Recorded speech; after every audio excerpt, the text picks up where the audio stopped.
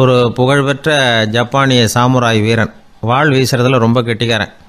ஒரு கடுமையான போரில் கலந்து கொண்டுட்டு களைச்சி போய் திரும்பி வந்தான். படுக்கையில் விழுந்தான். பக்கத்தில் என்னமோ சத்தம் கேட்டுது. திரும்பி பார்த்தான். ஒரு எலி அவனை முறைச்சி பார்த்துக்கிட்டு இருந்தது. உடனே வாளை உருவனா வீசினான். அது தப்பிச்சிட்டு ஓடி போச்சு. எவ்வளோ முயற்சி பண்ணி பார்த்தா முடியல. கடைசியில் அந்த வாள் முறிஞ்சு போனது தான் மிச்சம். ஒரு பக்கம் அவனுக்கு இது அவமானமாக போயிட்டுது, இன்னொரு பக்கம் பயமாக போயிட்டுது. எவ்வளவோ போர்களில் எதிரிகளை பந்தாடினவன் அவன் ஒரு எலிகிட்ட தோற்று போய்டுறதா அவனால் சகிச்சிக்க முடியல. மனைவி கிட்ட சொன்னான் இப்படி நடந்துட்டுதுன்னு. அவன் சிரிச்சா. உங்களுக்கு புத்தியே இல்லை, எலியை போய் யாராவது வாளால் வெட்டுவாங்களா அப்படின்னு அந்த அம்மா சொன்னதும், நீ என்ன சொல்கிறேன்னா, ஒரு பூனையை கொண்டுட்டு வந்துட்டா போதும், அதுக்கப்புறம் ஏன் எலி வரப்போகுது அப்படின்னு அந்த அம்மா. உடனே ஒரு பூனை வந்து சேர்ந்தது. அது சாதாரண பூனை இல்லை, வீர சாகசங்கள்லாம் செஞ்சு பழக்கப்பட்ட பூனை. பெரிய இடத்துல வளர்ந்தது. அதை கொண்டுட்டு வந்துட்டாங்க. அந்த பூனை குறிப்பாத்து எலி மேலே பாஞ்சுது. ஆனால் அந்த எலியை சுலபமாக தப்பிச்சு போட்டுது. அடுத்தபடியாகவும் பாயறதுக்கு முயற்சி பண்ணிச்சு அந்த பூனை. ஆனால் அந்த எலியோ ரொம்ப தந்திரமாக திடீர்னு அந்த பூனையின் முகத்துக்கு நேராக பாஞ்சுது. அவ்வளவுதான். அந்த பூனை பயந்து போய் ஒரே தாவி ஜன்னல் வழியாக வெளியில் ஓடி போச்சு. அந்த வீரனுக்கு இது ஒரு பெரிய அதிர்ச்சியாக இருந்தது. அடுத்தபடியாக யோசனை பண்ணான். ராஜா வளர்த்துக்கிட்டு இருந்த அரண்மனை பூனையை ஒரு நாள் ஏரவலா கேட்டு வாங்கிட்டு வந்தான். ஊர் உலகம்லாம் பேர் வாங்கின பூனை இது. அந்த பூனையாலும் அந்த எலியை ஒன்றும் செய்ய முடியல. வீரனுக்கு ரொம்ப அதிர்ச்சி. அந்த அரண்மனை பூனைகிட்டையே போய் புலம்புனான். அரண்மனை பூனையே, நீயே தோற்று போயிட்டியே, இனிமேல் நான் என்ன செய்ய முடியும்னா. அந்த பூனை சிந்திச்சுது. அப்புறம் சொல்லிச்சு, இந்த காரியத்துக்கு இந்த மேல்மட்ட விவகாரம்லாம் சரிப்பட்டு வராது. சாதாரண வீட்டு பூனை கிடச்சிதுன்னா அதை கொண்டுகிட்டு வந்து விட்டுப்பார் அப்படின்னுது. சாதாரண பூனையால் என்ன செஞ்சிட முடியும்னா இவன் நம்பிக்கை இல்லாமல். இப்போது அந்த அரண்மனை பூனை சொல்லிச்சு, பெரிய வீட்டு பூனையெல்லாம் நல்லா சாப்பிட்டு தூங்கி பழக்கப்பட்டிருக்கோம். அதுக்கெல்லாம் ராஜதந்திரம் தெரியும், ஆனால் எலி பிடிக்க தெரியாது. அதுக்கான வளர்ப்பும் இல்லை, பயிற்சியும் இல்லை. ஏன்னா அதுக்கெல்லாம் பசி கிடையாது. சாதாரண வீட்டு பூனை அப்படி இல்லை, பசிக்கு ஆகாரம் தேடி அலையும். எலிகளை பிடிச்சி சாப்பிட்டுட்டு தான் உயிர் வாழும். அதனால் அதுகளுக்கு எலியை பிடிக்கிற எல்லா உத்திகளும் தெரியும், எங்களுக்கு தெரியாது அப்படின்னுது. அது சரியே, அதுவும் பூனை தான், நீயும் பூனை தான், அதால் முடிகிற காரியம் ஏன் உன்னால் முடியல அப்படின்னு கேட்டான் இவன். இதுக்கு அந்த பூனை சொல்லிச்சு, இதே கேள்வியை நானும் கேட்டேன், உன்னுடைய தந்திர முறை என்னன்னு கேட்டேன். அதுக்கு பதில் சொல்லாமல் படுத்து தூங்கி போச்சு. அதை மறுபடியும் எழுப்பி கேட்டேன், அதுக்கு கோவம் வந்துட்டுது.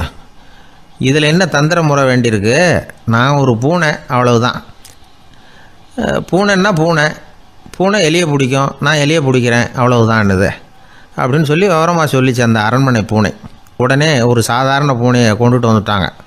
கொண்டாந்து விட்டால் அது பார்க்குறதுக்கு ரொம்ப சாதாரணமாக தெரிஞ்சுது. இந்த வீரனுக்கு நம்பிக்கை வரல. இருந்தாலும் அதை கொண்டுட்டு வந்து வீட்டுக்குள்ளே விட்டான். ஒரே நிமிஷம் அந்த எலியை கவிட்டு வெளியில் ஓடி போச்சு. மேலிடத்து பூனைகள்லாம் இதை வேடிக்கை பார்த்துக்கிட்டு வெளியில் நின்றுக்கிட்டு இருக்குது. எல்லாரும் மெதுவாக அந்த பூனையை நெருங்கி, உங்கள்கிட்ட அப்படி என்ன தனிப்பட்ட திறமை, அதோட ரகசியம் என்னன்னு கேட்டாங்க. அந்த சாதாரண பூனை ரொம்ப சாதாரணமாக சொல்லிச்சான், அதெல்லாம் எனக்கு தெரியாது, நான் பூனை, அவ்வளவுதான், நீங்களும் பூனையாக இருங்க அப்படின்னு சொல்லிவிட்டு அந்த பூனை தன்னுடைய வாயில் கவிய எலியோடு அங்கேருந்து நடந்து போச்சு. இந்த கதையிலேருந்து நாம் புரிஞ்சிக்க வேண்டிய தத்துவம் என்னென்னா, நீயாக இரு. இதுதான் அந்த தத்துவம். நம்ம ஒவ்வொருத்தருக்கு உள்ளேயும் ஒரு தனித்தன்மை இருக்குது. இதை அவங்கவுங்க புரிஞ்சுக்கிட்டு உண்மை இயல்பு புரிஞ்சுக்கணும். நம்முடைய இயல்பு என்னங்கிறது நமக்கு தெரியணும். அதை கண்டுபிடிக்கிறது தான் உண்மையான கலை. ஒரு பெரிய மனுஷன் வாயை அகலமாக திறந்து வச்சுட்டு தூங்கிட்டு இருந்தான். உடனே ஒரு எலி உள்ளே பூந்துட்டு தான். வீட்டு வேலையாள் டாக்டருக்கு ஃபோன் பண்ணான், எங்கள் முதலாளி வாய்க்குள்ளே ஒரு எலி பூந்துட்டுது டாக்டர் அப்படின்னா. நான் உடனே புறப்பட்டு வரேன், அதுக்கு முன்னாடி நீ ஒரு ரொட்டி துண்டை எடுத்து ஒரு வாய்க்கு முன்னாடி காட்டு, உள்ளே போன எலி வெளியில் வந்துடும்னார் டாக்டர். சரின்னு சொல்லிவிட்டான். கொஞ்ச நேரத்தில் டாக்டர் அங்கே போய் சேர்ந்தார். அப்போ வேலைக்காரன் ஒரு பெரிய மீனை அவர் வாய்க்கு நேராக இப்படியும் ஆட்டிக்கிட்டு இருந்தான். நான் ரொட்டி துண்டை தானே காட்ட சொன்னேன்னார் டாக்டர். அவன் சொன்னான், எலியை வெளியில் கொண்டுட்டு வர்றதுக்கு ரொட்டி துண்டை காட்ட சொன்னீங்க டாக்டர், அதுக்கப்புறம் அந்த எலியை துரத்திக்கிட்டு ஒரு பூனை உள்ளே போயிருக்கு, அதுக்காக தான் அந்த மீனை காட்டிகிட்டு இருக்கேன் நானும். இது எதுக்குன்னா, இப்படி வேடிக்கையாக சொல்கிறது, பூனை பூனையாக இருக்க வேண்டும், எலி எலியாக இருக்க வேண்டும், மனுஷன் மனுஷனாக இருக்க வேண்டும் அப்படிங்கிறத புரிஞ்சுக்கிறது. நாமாக இருக்கிற வரை வெற்றி நிச்சயம்.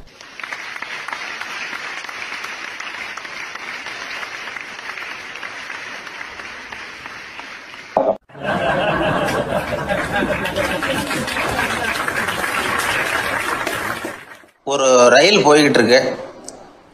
அதில் ஒரு பெரியவர் பிரயாணம் பண்ணிகிட்டு இருக்கிறார். எதிரில் ஒரு பெரிய அதிகாரி, ஐஏஎஸ் ஆஃபீஸர் உட்காந்துருக்கிறார். ரெண்டு பேருக்கும் முன்ன பின்ன அறிமுகம் இல்லை. அவர் வேற யாரோ, இவர் வேற யாரோ. ஒரே ரயிலில் பிரயாணம் பண்ணிகிட்டு இருக்கிறாங்க. அதுவும் எதிர்த்த இருக்கையில். ஏதோ ஒரு நகரத்தில் வண்டி நின்றுது. ரெண்டு பேரும் கீழே இறங்கினாங்க. பெரியவர் ஒரு ட்ரங்க் பெட்டியோட கீழே இறங்கினார். அந்த அதிகாரி கையில் ஒரு சின்ன பெட்டி. அவர் அந்த சின்ன பெட்டியை கீழே வச்சுட்டு கூலி கூலின்னு கத்திக்கிட்டு இருந்தார். இந்த பெரியவர் பார்த்தார். ஐயா, இந்த பெட்டி மட்டும்தானா, இல்லை இன்னும் ஏதாவது இருக்குதா அப்படின்னு விசாரித்தார். இப்போ அதிகாரி சொன்னார், இல்லைங்க இது மட்டும்தான் அப்படின்னு சொன்னார். இதுக்கு என்னத்துக்காக கூலி ஆள், நானே எடுத்துக்கிட்டு வரேனே, வாங்க அப்படின்னு சொல்லி அந்த பெட்டியை இந்த பெரியவர் கையில் எடுத்துக்கிட்டார். எடுத்ததும் ரெண்டு பேரும் பேசிக்கிட்டே நடந்து வராங்க. இப்போ பெரியவர் சொன்னார், இப்போ உள்ள நாகரிகம் எப்படி இருக்குன்னா, சுமை கால் பணம், சுமக்கூலி முக்கால் பணம் அப்படிங்கிற மாதிரி இருக்குது. பணத்தை வீணாக்கிறதோட இது கௌரவம்னு வேற நினைக்கிறாங்க அப்படின்னார். அவர் சொல்கிறது சரிதான். 10 ரூபாய் மதிப்புள்ள ஒரு சுமையை 30 ரூபா கொடுத்து தூக்கிட்டு போவோம். நாமே அதை தூக்கினா நமக்கு கௌரவ குறைச்சல் அப்படின்னு நினைப்போம். இதுதான் நம்ம நிலைமை. ஆனால் அந்த பெரியவர் என்ன சொன்னார் தெரியுமா? நீங்கள் எங்கே போகணுமோ அது வரைக்கும் நானே இதை எடுத்துகிட்டு வரேன் அப்படின்னார். அந்த அதிகாரி பக்கத்தில் உள்ள ஒரு ஹோட்டல் வரைக்கும் போனார். பெரியவரும் அங்கே கொண்டுட்டு போய் பெட்டியை வச்சார். உடனே அந்த பெரிய அதிகாரி அவருக்கு பணம் கொடுக்கறதுக்காக பர்ஸை எடுத்தார். உடனே இவர், ஐயா எனக்கு கூலி எதுவும் வேணாம், உங்களுக்கு சேவை செய்கிறது என்னுடைய கடமை. நான் இந்த சேவையை செய்தது பணத்துக்காக இல்லை, அன்புக்காக அப்படின்னு சொல்லிவிட்டார். அதுக்கப்புறம் அவர் நன்றின்னார். ரெண்டு பேரும் பிரிஞ்சுட்டாங்க. இது முடிஞ்சது. அன்னைக்கு சாயந்தரம் அங்கே ஒரு பெரிய கூட்டம் நடக்குது. இந்த அதிகாரியும் அந்த கூட்டத்துக்கு போகிறார். மக்கள் கூட்டம் ரொம்ப அதிகம். அதனால் இந்த அதிகாரியும் ஒரு ஓரமாக உட்காந்துக்கிட்டார். அப்புறம் கொஞ்ச நேரத்தில் இந்த முக்கிய விருந்தினர் பேசுகிறதுக்காக வரார் மேடைக்கு. மேடையில் இருந்த பெரியவங்கள்லாம் எழுந்திரிச்சு நின்று அவருக்கு மாலை போட்டு மரியாதை செய்கிறாங்க. எங்கேயோ ஒரு மூலையில் உட்காந்துருந்தார் அதிகாரி. அவர் இதை கவனித்தார். அவருக்கு ரொம்ப ஆச்சரியம், அதிர்ச்சி. ஏன்னா அங்கே பேச வந்த முக்கிய விருந்தினர் வேற யாரும் இல்லை, இன்னைக்கு காலையில் இவர் பெட்டியை தூக்கிட்டு வந்தார் பெரியவர், அவர் தான். சரி, அந்த பெரியவர் யார் தெரியுமா? அவர் தான் ஈஸ்வர சந்திர வித்யாசாகர். கூட்டம் முடிஞ்சது. அதிகாரி அவரை தேடி ஓடினார். அவர் கைகளை பிடிச்சிக்கிட்டார். ஐயா என்னை மன்னிச்சுடுங்க அப்படின்னாரு. அப்புறம் சொன்னார், அகங்காரங்கிற கெட்ட புத்தி தான் உண்மையை கண்கள்ல இருந்து மறைக்குது. அகங்காரம் தான் மனுஷனை அழிக்குது. நீங்கள் ரொம்ப பெரிய மனிதர், இருந்தாலும் மனிதத்தன்மையோடு நடந்துக்கிறீங்க. இந்த அன்பு, தயவு, பொறுமை இதெல்லாம் இல்லைன்னா மனிதனாக இருக்கிறதுல என்ன பிரயோஜனம் அப்படின்னு சொல்லிவிட்டு அந்த அதிகாரி போனாராம். மனிதத்தன்மைன்னா என்ன அப்படிங்கிற கேள்விக்கு இந்த பெரியவர் ஒரு உதாரணம். இப்பெல்லாம் அப்படியா இருக்கிறாங்க? ஒரு பெரியவர் ஒரு பெட்டியை தூக்கிட்டு வந்துக்கிட்டு இருக்கிறார். ஒரு இளைஞன் ஓடி வந்தான். கொடுங்க சார், நான் தூக்கிட்டு வரேன்னா. கொடுத்தார். வாங்கி தலையில் வச்சுக்கிட்டான். அப்புறம் சொன்னான், அடுத்தவங்க சிரமப்படக்கூடாதுங்கிறது என்னுடைய கொள்கை அப்படின்னா. அது நல்லது தான்னார் அவர். கடைசியில் பெட்டியை கொடுத்தான். வாங்கிக்கிட்டு பர்ஸை திறந்தார் பணம் கொடுக்கறதுக்காக. வேணாங்க அப்படின்னு விட்டான் அந்த இளைஞன். ஏன்னார், நான் சொன்னேன் அடுத்தவங்க சிரமப்படக்கூடாதுங்கிறது என்னுடைய கொள்கைன்னு. அதனால் உங்களுக்கு சிரமம் கொடுக்கக்கூடாதுங்கிறதுக்காக வரும்பொழுது நானே உங்கள் பர்ஸை எடுத்து வேணுங்கிற பணத்தை எடுத்துக்கிட்டு திருப்பி உங்கள் பாக்கெட்லேயே போட்டுட்டேன் அப்படின்னா. இப்படி இருக்குது இந்த காலம். அதனால் வாழ்க்கையில் அன்பு, தயவு, பொறுமை இதெல்லாம் ரொம்ப அவசியம் அப்படிங்கிறத நாம் புரிஞ்சுக்கணும்.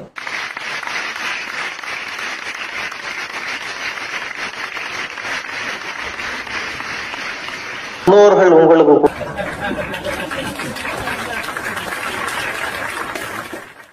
ஊரில் ஒரு சிற்பி இருந்தார். சிற்பின்னா அவர் ரொம்ப திறமையுள்ளவர். அதாவது எங்கேயாவது ஒரு கல் கிடந்தா போதும், அதை அப்படியே எடுத்துகிட்டு வருவார். கொஞ்ச நாள் கழித்து அவர் இடத்துக்கு போய் பார்த்தா அழகாக ஒரு சிற்பம் உட்காந்துருக்கும். இந்த கல்லாக கிடந்தது சிற்பமாக மாறி இருக்கும். அந்த அளவுக்கு பண்ணிவிடுவார் அப்பேற்பட்ட சிற்பி.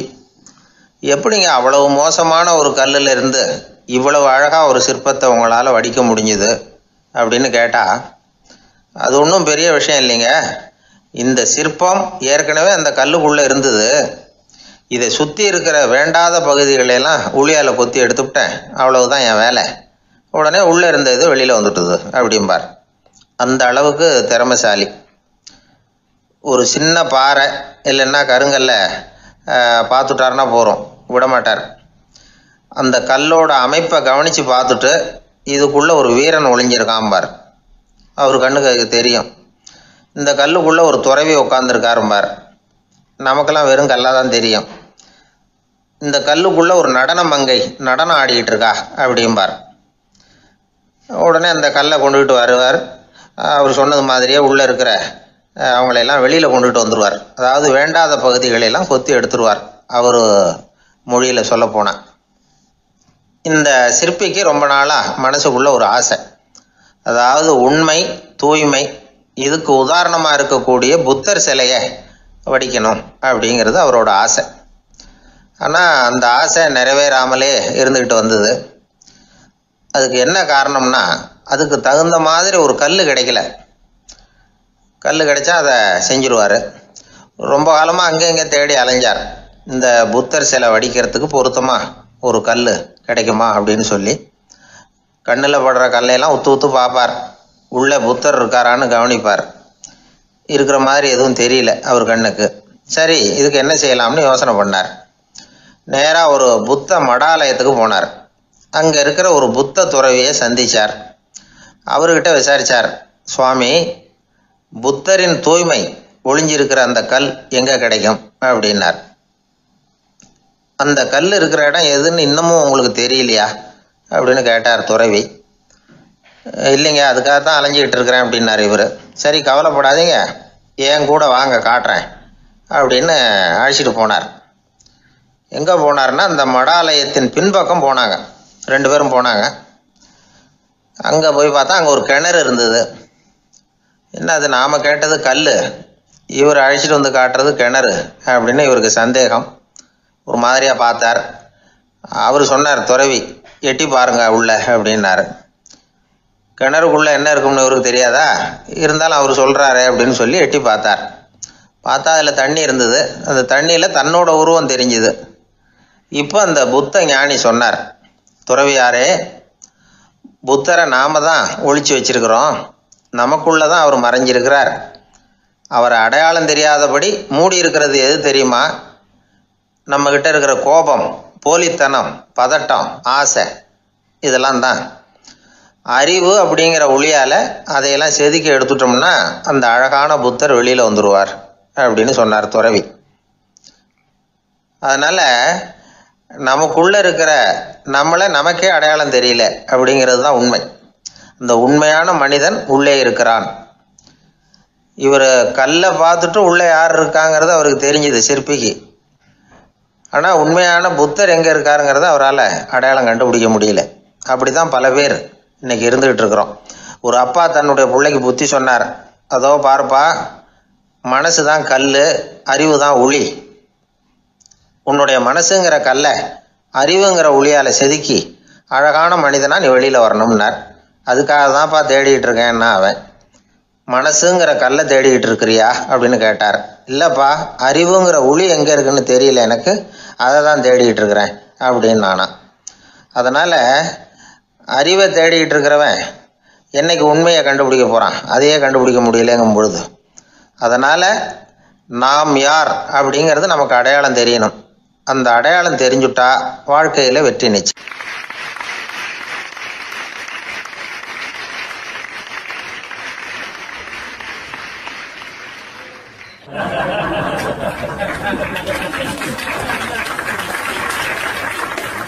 சீடன் வெளியூர் புறப்படுறதுக்கு தயாரா இருந்தான். ரொம்ப தூரம் போக போறான். திரும்பி வர நாளாகும். புறப்படுறதுக்கான ஆயத்த வேலைகளில் ஈடுபட்டிருந்தான்.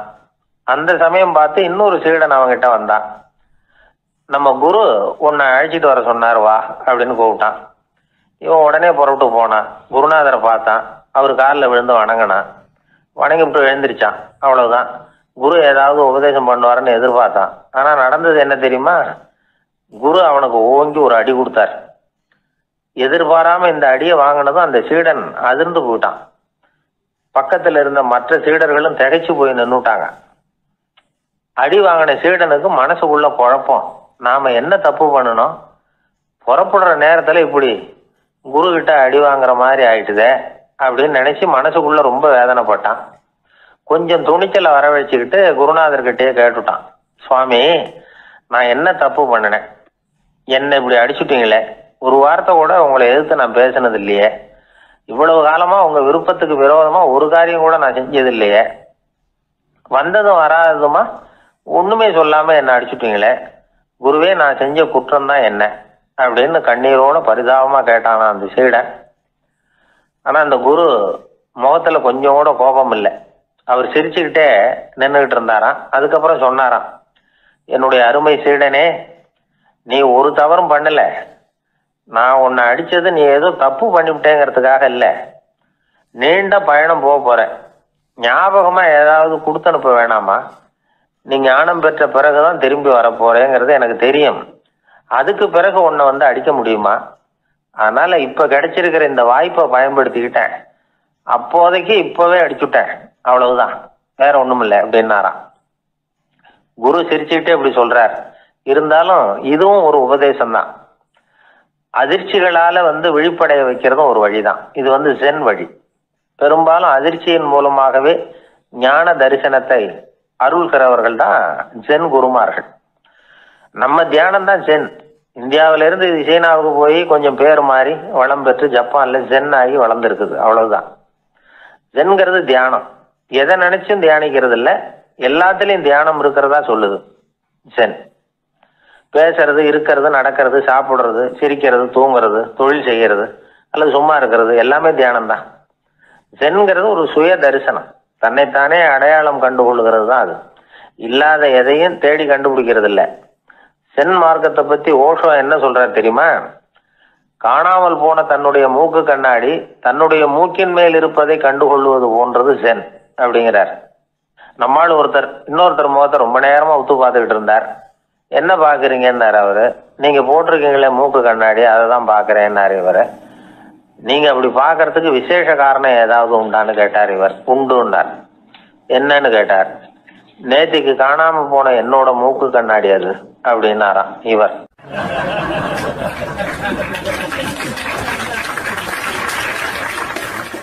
ஒரே ஒரு ஊர்ல ஒரு ராஜா இருந்தார், ரொம்ப நல்லவர்.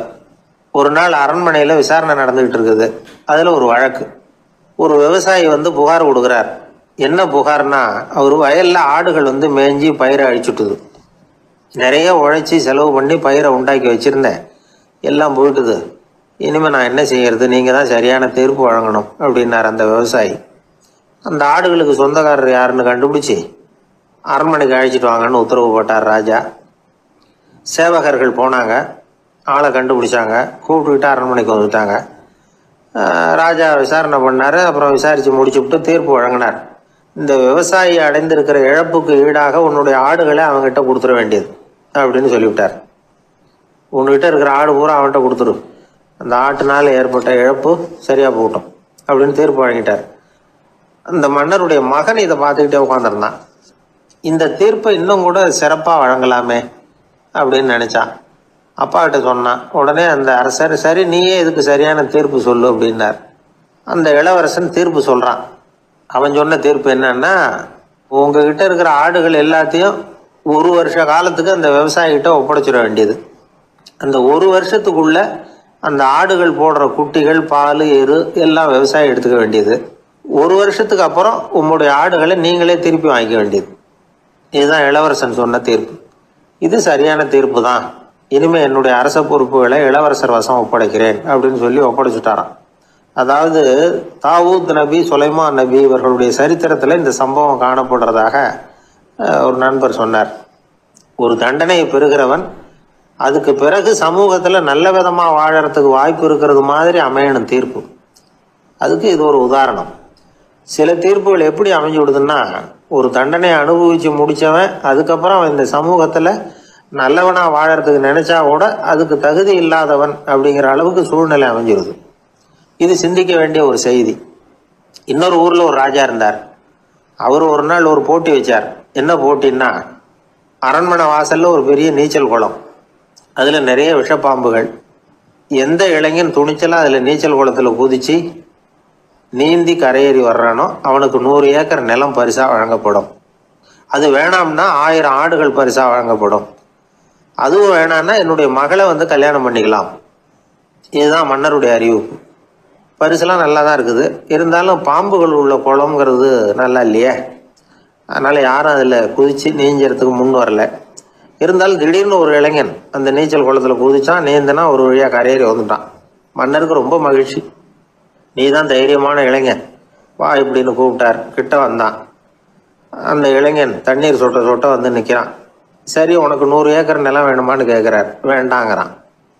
சரி, அப்படின்னா 1000 ஆடுகள் வேணுமான்னு கேட்குறார். அதுவும் வேணாங்கிறான். ஓ, அப்படின்னா என் பொண்ணை கல்யாணம் பண்ணிக்கிறியா அப்படின்னு கேட்குறாரு. அதுவும் வேணாங்கிறான். ராஜாவுக்கு ஒன்றும் புரியல. அப்படின்னா உனக்கு என்னதான் வேணும் அப்படிங்கிறார். என்னை பிடிச்சி இந்த குளத்துல தள்ளி விட்டவன் யாருங்கிறது எனக்கு தெரியணும் அப்படின்னா.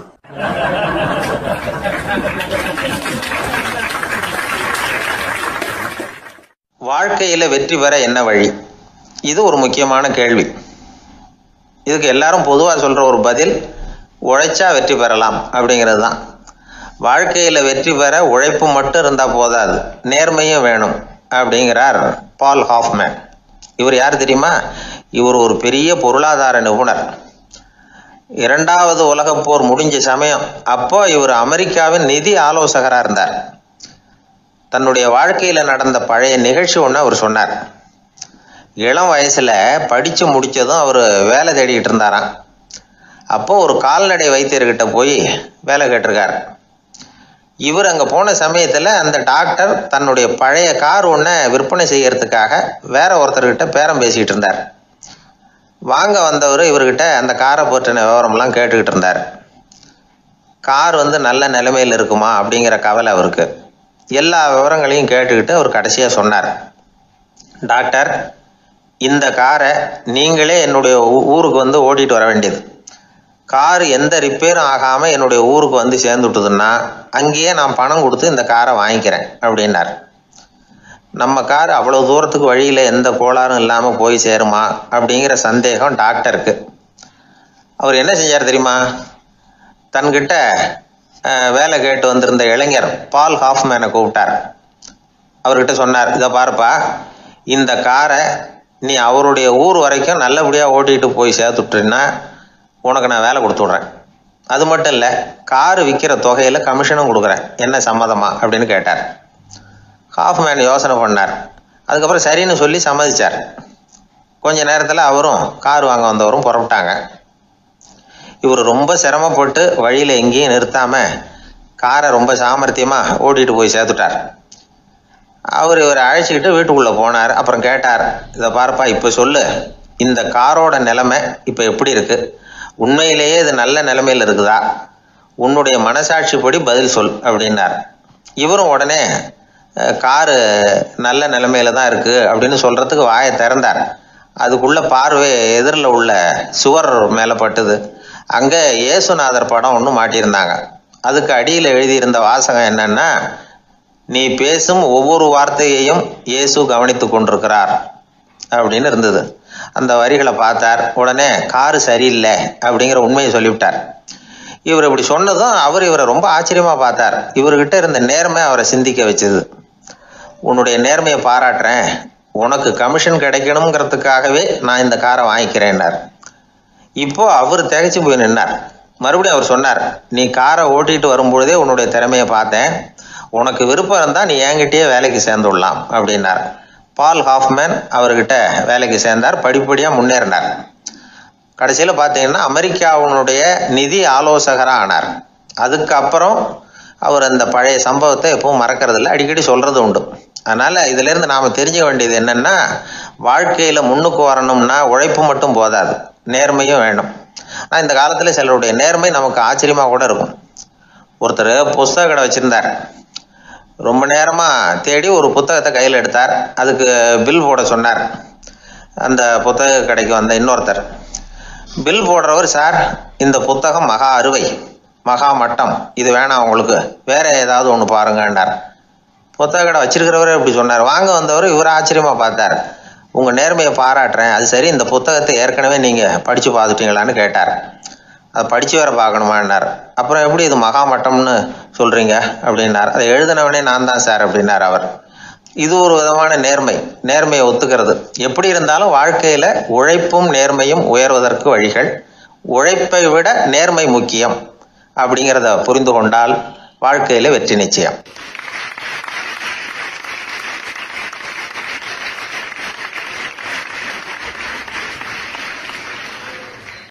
ஒரு மனிதர், அவர் யாருக்கிட்டே தொலைபேசியில் பேசிகிட்டு இருக்கிறார்.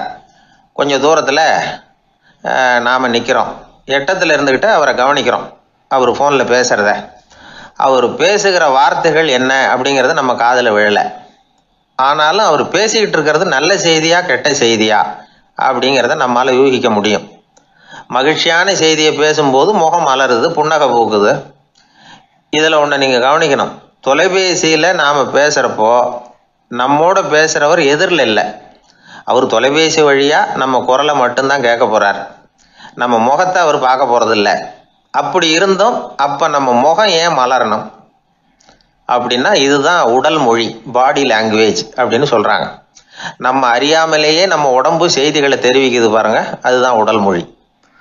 ஒரு மனிதர் தொலைபேசியில் பேசிக்கிட்டு இருக்கிறத நீங்கள் தூரத்தில் இருந்து கவனிச்சுக்கிட்டே அவர் நண்பரோட பேசுகிறாரா, மனைவியோட பேசுகிறாரா, குழந்தையோட பேசுகிறாரா, இல்லை மேலதிகாரிகிட்ட பேசுகிறாரா, அல்லது அவருக்கு கீழே பணிபுரிகிறவர்கள்கிட்ட பேசுகிறாரா அப்படிங்கிறத கண்டுபிடிக்கலாம்.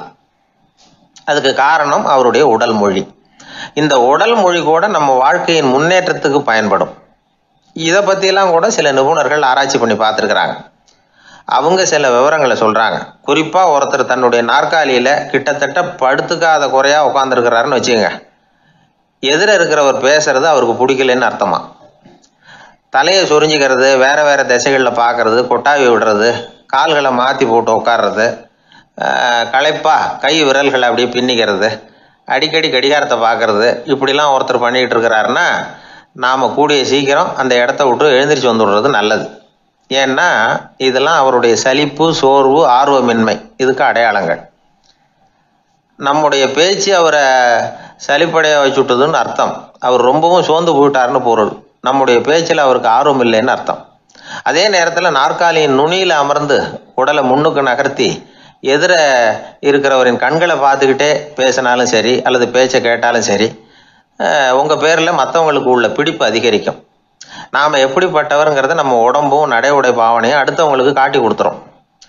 உங்கள் உடம்பு, உங்கள் பார்வை, நடை, உட்கார்ற விதம், இதை வச்சுக்கிட்டே நீங்கள் பொறுப்புள்ளவரா, முரடரா, அலட்சியமானவரா, மரியாதை தெரிஞ்சவரா, அடக்கமானவரா, நம்பிக்கைக்கு உரியவரா, நாணயம் இல்லாதவரா, பயந்தவரா, திறமைசாலியா, அப்பாவியா அப்படிங்கிறதெல்லாம் கண்டுபிடிச்சிடலாம். அதனால் இந்த உடல் மொழியை புரிஞ்சுக்கிட்டு நம்மளை கொஞ்சம் சரிப்படுத்திக்கிட்டோம்னா வாழ்க்கையில் சுலபமாக பல காரியங்களை சாதிக்க முடியும். ஒரு மனநல மருத்துவமனை, அங்கே ஒருத்தர் ஒரு நாற்காலியில் உட்காந்துக்கிட்டு கார் ஓட்டுறது மாதிரி அப்படி பாவனை பண்ணிக்கிட்டு இருந்தார். ஸ்டேரிங்கை திருப்புறது மாதிரி, பின்னாடி வர்ற வண்டியை நிற்க சொல்கிறது மாதிரி, அப்புறம் இவர் ஒதுங்கிக்கிட்டு அவருக்கு வழி விடுறது மாதிரி, இப்படிலாம் சேட்டைகள் பண்ணிக்கிட்டு இருந்தார் மனநல மருத்துவமனையில். இதை பார்த்துக்கிட்டு இருந்த ஒருத்தர் பக்கத்தில் இருந்த இன்னொருத்தர்கிட்ட கேட்டார், இவர் ஏன் இப்படி பண்ணுறாரு, இவருக்கு ஏன் அப்படி வந்தது நிலைமை அப்படின்னு சொல்லி அவர் விசாரித்தார். அப்போ அவர் விவரம் சொன்னார். வேற ஒன்றும் இல்லைங்க, இவருக்கு கார் ஓட்டணும்னு ஆசை ரொம்ப காலமாக, அது நிறைவேறாமல் போயிட்டுது. அதுக்கப்புறம் அவர் மனநோயாளியை மாறிட்டார். இங்கே அழைச்சிட்டு வந்தாங்க. இங்கே அழைச்சிட்டு வந்ததுலேருந்து அப்படி தான் பண்ணிகிட்டு இருக்கிறார். அப்போ கார் ஓட்டுறது மாதிரிலாம் பாவனை பண்ணிகிட்டு இருப்பார், திருப்புறது மாதிரி பண்ணுவார், பின்னாடி வர்றவங்களுக்கு இடம் விடுவார், இப்படிலாம் செய்கிறார் அப்படின்னு விவரம் சொன்னாங்க. நீங்கள் சொல்லப்படாதா, இப்போ நீங்கள் கார் ஓட்டலை, வெறும் நாற்காலியில் தான் உட்காந்துருக்குறீங்க அப்படின்னு நீங்கள் சொல்லப்படாதா அவருக்கு அப்படின்னு கேட்டாங்க. அது முடியாதுங்க, ஏன்னா அந்த காரை கழுவுறதுக்காக அவர் தினமும் எனக்கு 10 ரூபா கொடுத்துக்கிட்டு இருக்கிறார் அப்படின்னாராம் அங்கே வேலை செஞ்சுக்கிட்டு இருந்த ஒருத்தர். அதனால் வாழ்க்கையில் நாம் இந்த உடல் மொழியை புரிஞ்சுக்கணும். உடல் மொழிங்கிறது இப்போ ஆரம்பத்தில் சொன்னது மாதிரி அந்த தொலைபேசியில் பேசுகிறவங்கள தூரத்திலிருந்து பார்த்தாவே அவர் யாருக்கிட்ட பேசுகிறார் என்ன பேசுகிறாருன்னு தெரியும். நம்ம முகத்தை நல்லா வச்சுக்கணும். உடல் மொழியை நம்ம புரிஞ்சுக்கிட்டு பயன்படுத்த ஆரம்பித்தோம்னா எந்த முயற்சி பண்ணினாலும் அதில் வெற்றி நிச்சயம்.